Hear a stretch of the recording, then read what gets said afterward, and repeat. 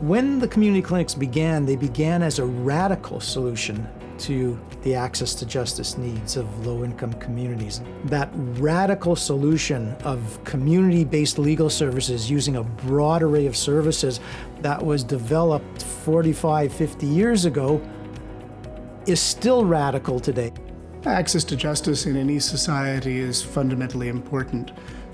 The ability of a society to ensure that members of a society are able to settle their disputes and know that their disputes are settled in a fair way is fundamental. People won't always get the answer they agree with, but if they don't have a sense that they've had access to a system that is fair and that works, they won't have confidence in the result. So I'm really happy that we've had this opportunity to talk about community clinics and access to justice during this Access to Justice Week.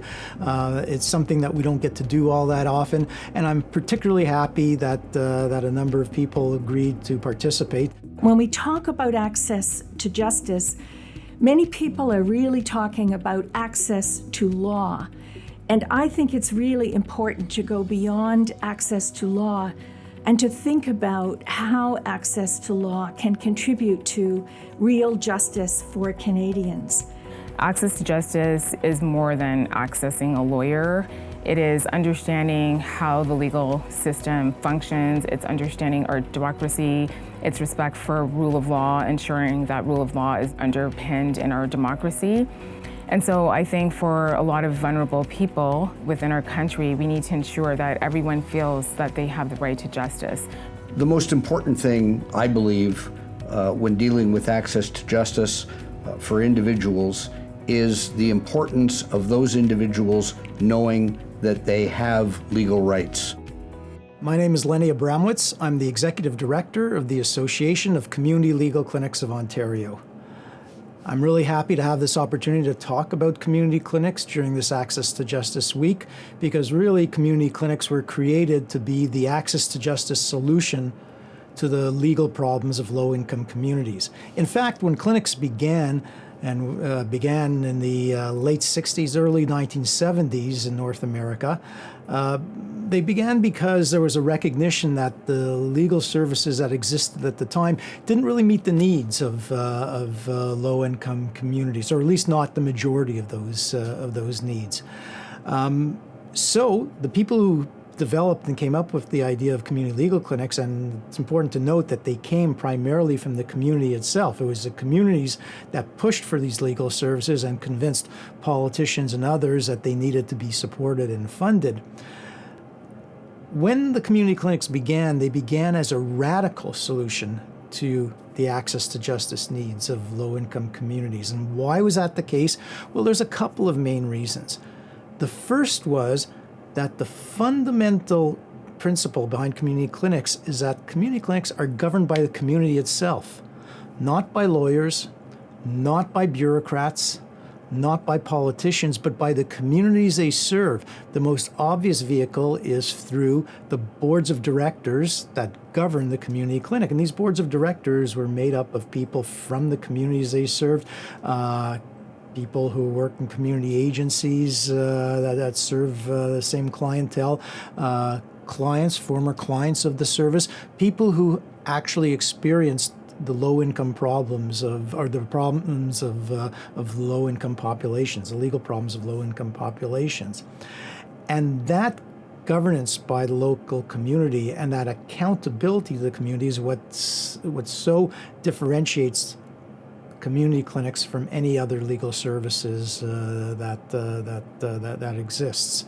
The other innovation or radical change that came with community clinics was the idea that you couldn't simply help one person at a time, because the problems that most low-income communities face are systemic in nature.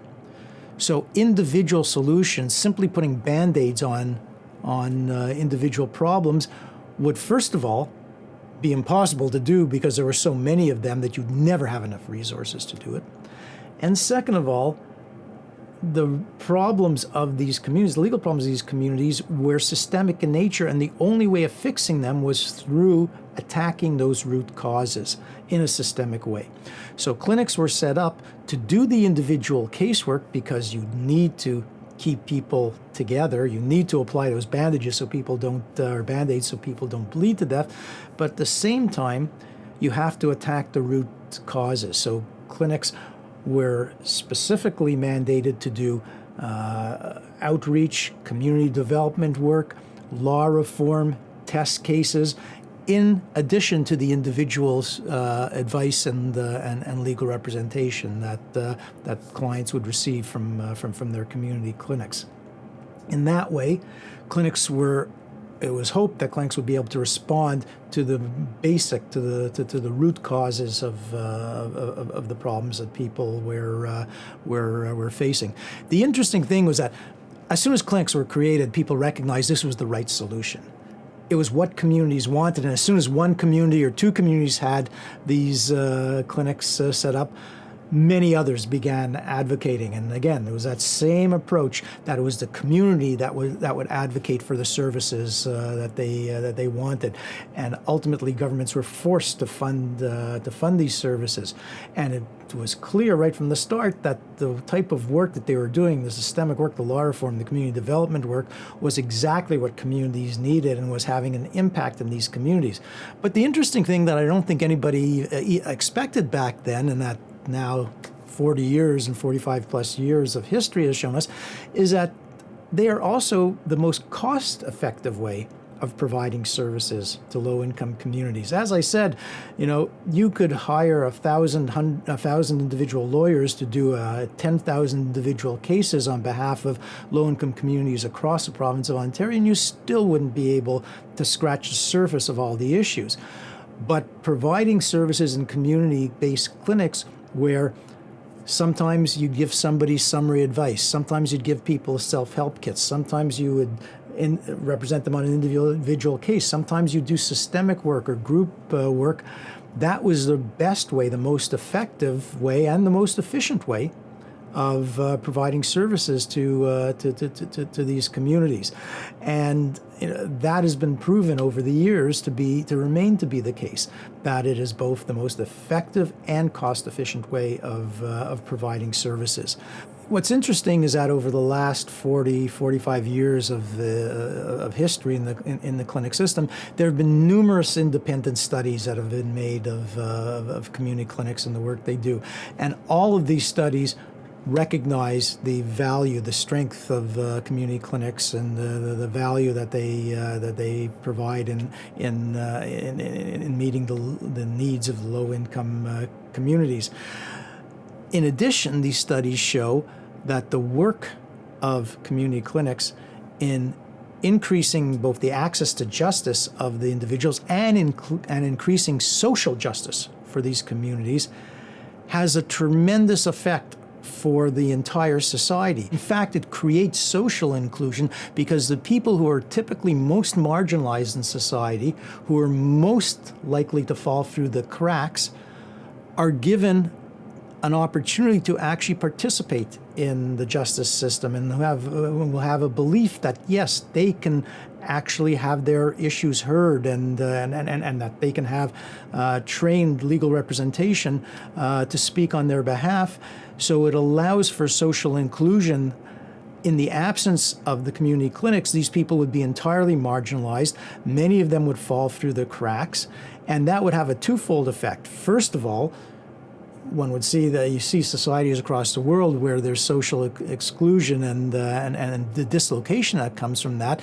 But in addition, what the most recent studies, including a recent study in Canada, has proven, there are tremendous costs to this type of social exclusion that comes from not having access to justice.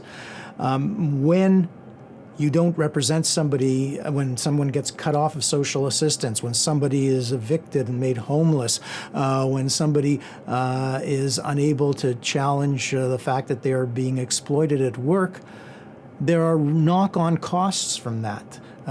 when people are homeless, when people end up not having their issues dealt with, mental health issues often arise, and there are healthcare costs. There's incarceration, and the studies that have come out recently have shown that, in fact, for every dollar that's invested in legal aid, and specifically in community clinics, you could have a return to government and return to society of anywhere between $5 and $10 in savings in the other areas, such as homelessness, housing, incarceration, hospitalization. These are the things that, in addition to avoiding social exclusion, these are the practical realities that community clinics are able to provide. So, as far as I can see, that radical solution of community-based legal services using a broad array of services that was developed 45, 50 years ago is still radical today and is still just as effective today as it was when they were first created. In fact, I think an argument can be made that in today's society, in today's polarized society, it's community clinics and the work that they do are even more vital for ensuring both access to justice for all Ontarians and a civilized and cohesive society that we can all be proud of.